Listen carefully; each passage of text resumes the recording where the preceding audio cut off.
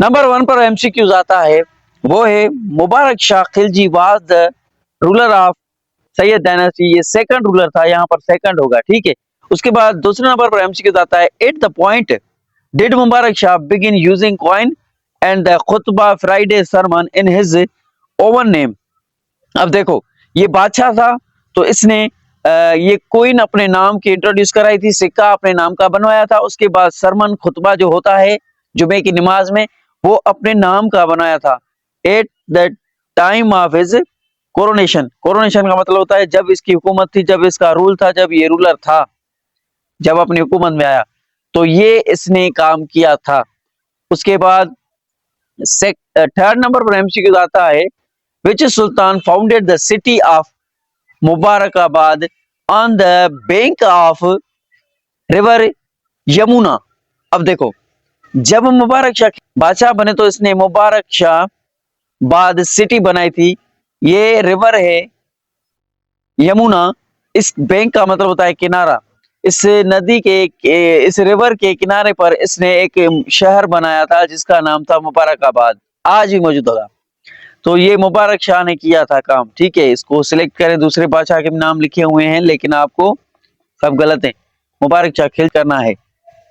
4 number और MCQ आता है, मोस्ट सीरियस चैलेंज जो Mubarak Shah ruled was posed by which following invention of Taimur.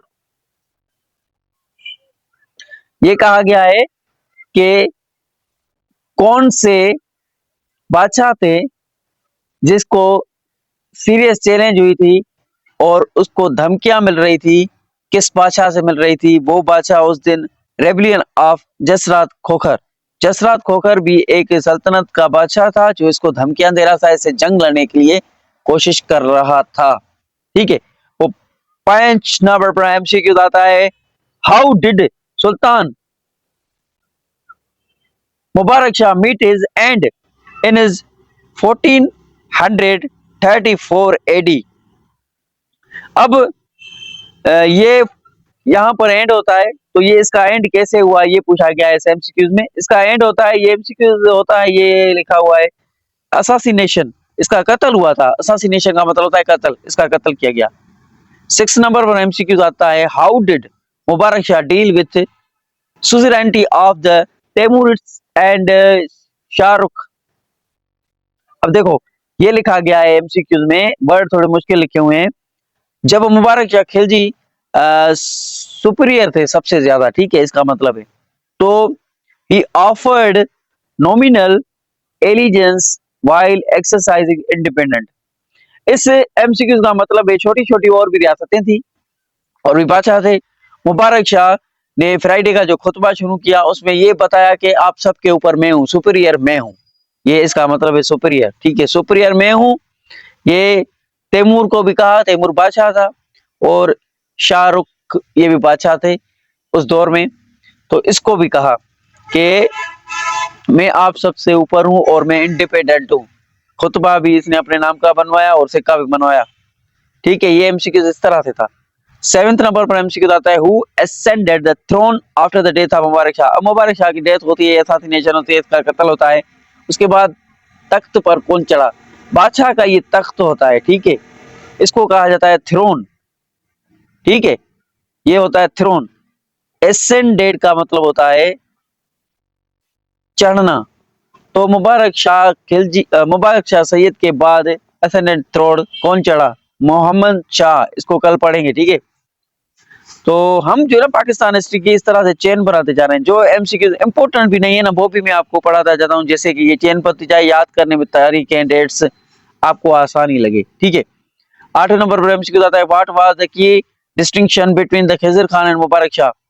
अब इन दोनों में फर्क, मेन फर्क कौन था ये पूछा गया एमसीक्यूज में, क्योंकि पहला बादशाह खिज़र खान था, सेकंड मुबारक शाह था।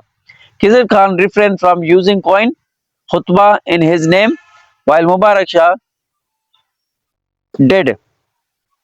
जब देखो खिज़र खान ने कॉइन इशू कराई थी और खुतबा भी, लेकिन मुबारक शाह खिलजी ने उसको बरकरार रखा अपनी सल्तनत में और उस सिक्के पर अपना नाम चढ़ा दिया और खुतबा भी अपने नाम का जुमे वाली नमाज में अपने नाम से पढ़ा था। 9th नंबर पर एमसीक्यू बताता है, from which rain did Mubarak Shah face the gravest threat. Gravest threat का मतलब होता है सीरियस धमकियां मिल रही थी उसको। कहां से मिल रही थी?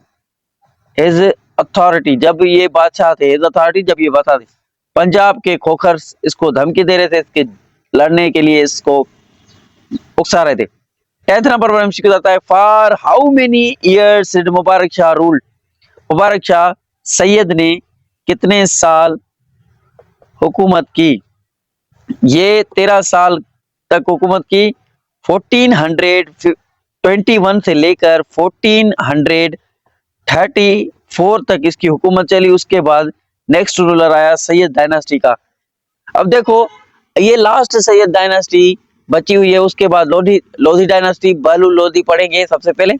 उसके बाद हम मुगल एम्पायर की कंप्लीट डिटेल में उसको पढ़ेंगे। एमसीक्यूज भी पढ़ेंगे, उसने क्या क्या बादशाह ने किया था अपनी हिस्ट्री में, रिफॉर्म्स क्या क्या बनवाया था हिंदुस्तान में, आज तक उनकी ये बिल्डिंग्स बनी हुई है, इतनी मजबूत, इतनी शानदार, इतनी बड़ी। ये सब कुछ हम नेक्स्ट लेक्चर में पढ़ेंगे। तो आज का लेक्चर इतना था। Keep watching, stay connected. अल्लाह हाफिज।